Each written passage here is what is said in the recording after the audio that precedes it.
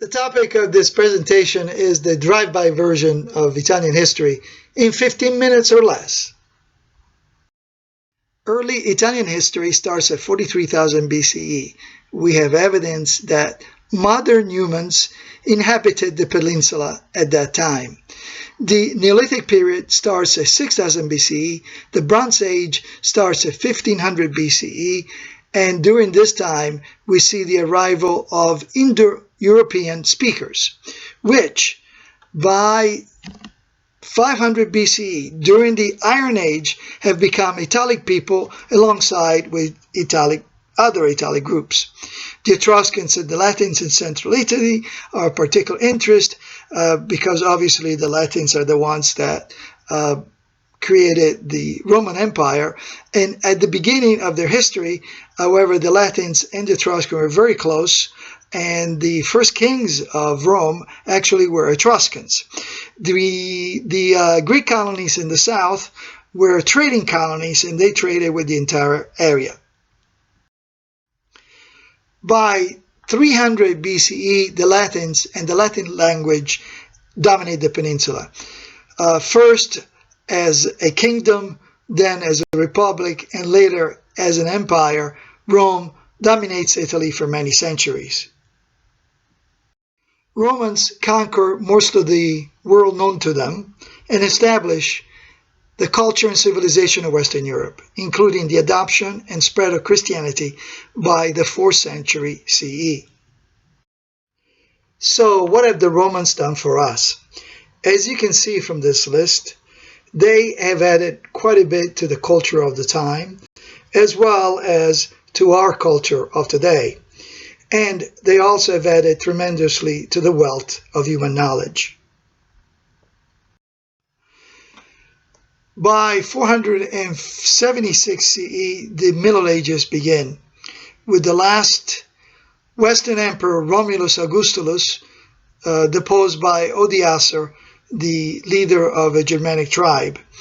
After a few years, however, Italy is divided between several barbarian kingdoms, and Italy is never reunited again until 13 centuries later.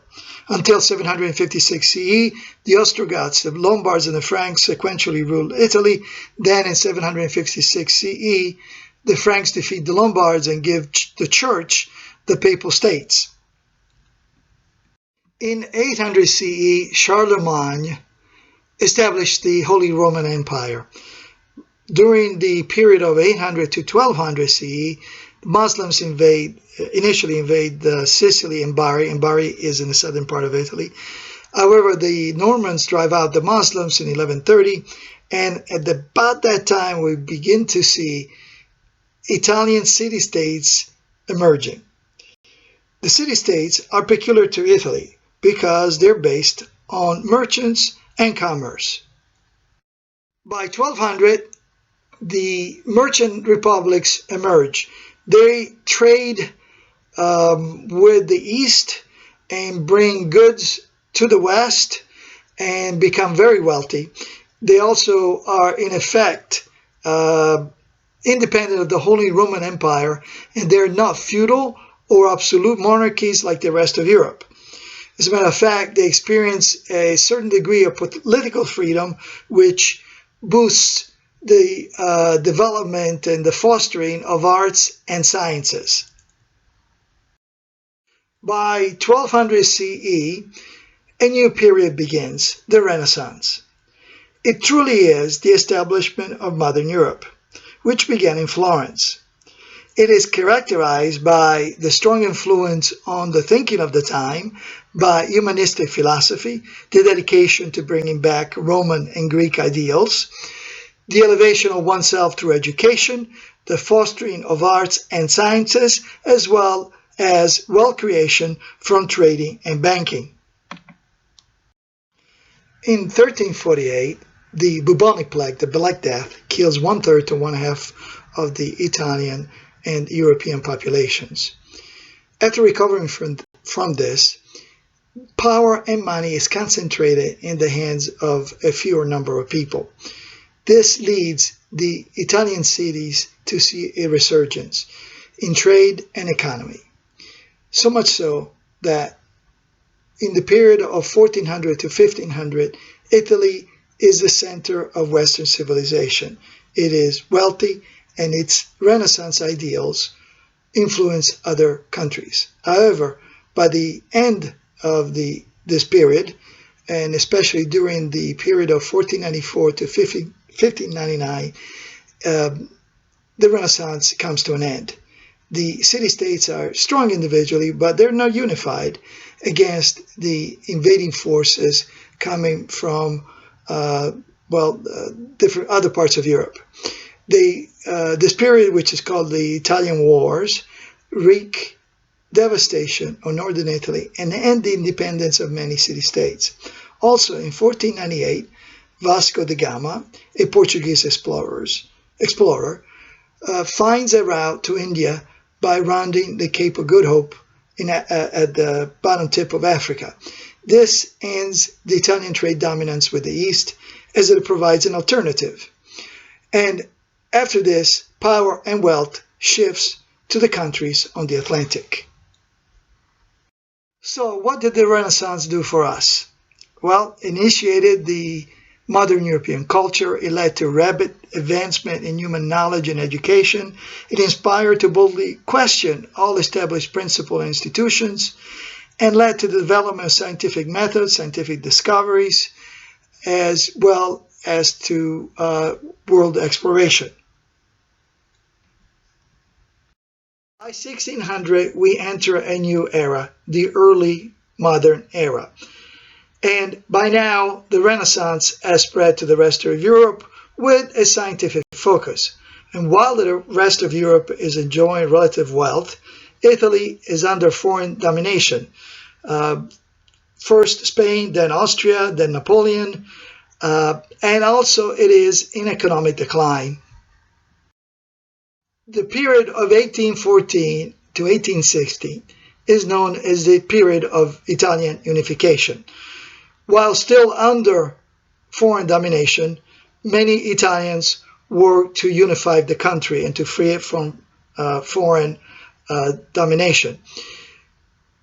Prominent figures at this time are Mazzini, an inspirational activist, Garibaldi, a revolutionary military man, and Camillo Benso di Cavour, who was the chief minister of the Kingdom of Piedmont. So he was the political person in this prominent group. And the Kingdom of Piedmont, which is in northwest Italy, was free at the time. And by 1860, the King of Piedmont becomes the King of Italy, as Italy unifies as a monarchy. On the 17th of March, 1861, Italy becomes a nation state, and it is faced with several challenges.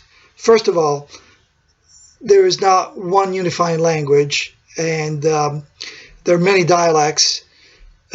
So the Tuscan, the language of Dante, is chosen as the official Italian language. Also, the Vatican, who has lost the Papal States to the new Italy, does not recognize Italy, and it's a situation actually doesn't even resolve till much later.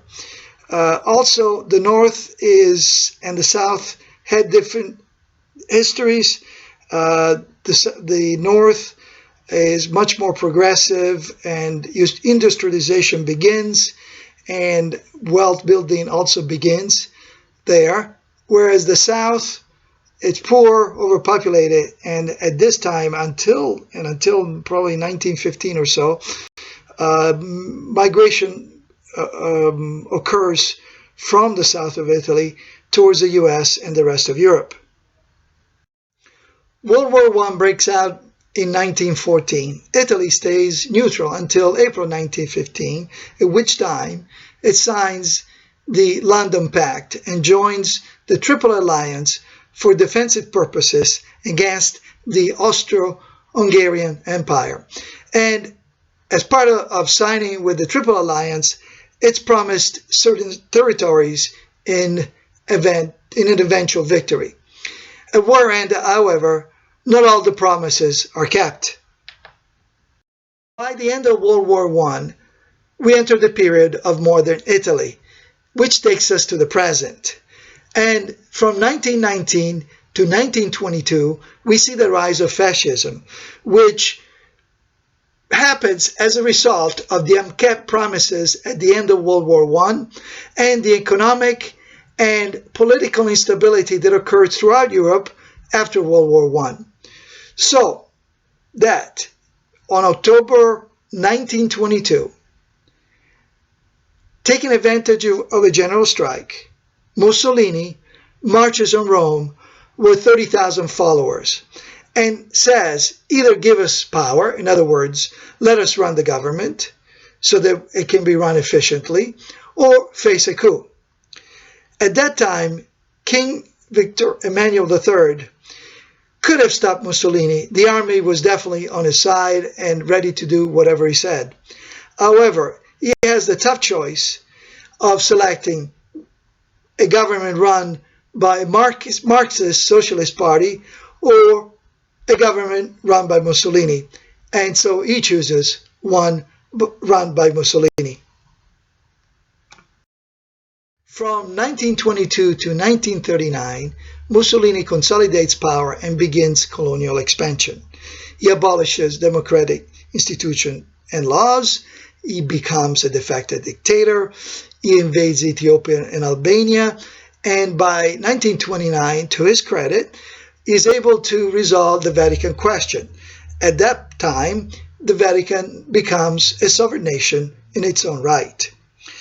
However, World War II breaks out in September 1939, and many counsel Mussolini to stay neutral. Italy is not prepared for war. As a matter of fact, his son-in-law begs him to stay out. It says that it would take at least 5 years to get ready to go to war. Mussolini answers that he felt the war was going to be over very soon, and he would have to pay with the blood of only 10,000 Italians to gain a whole lot of land. So he does join the war, and from 1939 to 1943, eventually the war turns against the Axis powers. In July 1943, the Allies invade Sicily, and the country splits in two. It's a civil war between the fascists, and supported by the Germans, and the partisans supported by the Allies, and the partisans were mostly socialist, politically, socialist and Marxists. On May 2nd, 1945, World War II ends, and Italy is rebuilt under the Marshall Plan. As of June 2nd, 1946, the Italians abolish the monarchy and choose a parliamentary democracy. The period of 1950 to 1970 sees an economic boom for Italy. And during this time, up to 2015, up to present day, there is a succession of mostly center-right and mostly center-left governments. The period of 2009-2008 is the beginning of a recession, which is obviously, as you well know, the US as well as Europe. And as of 2014, Italy gains a new prime minister, which is currently still the prime minister, and is leading Italy in sort of a different way, a much more pragmatic way, sort of not necessarily center-right, not center-left, but sort of a middle of the road. And so we come to the end of the drive-by version of Italian history in 15 minutes or less. Please review it, as you will be required to know it well enough to take a quiz.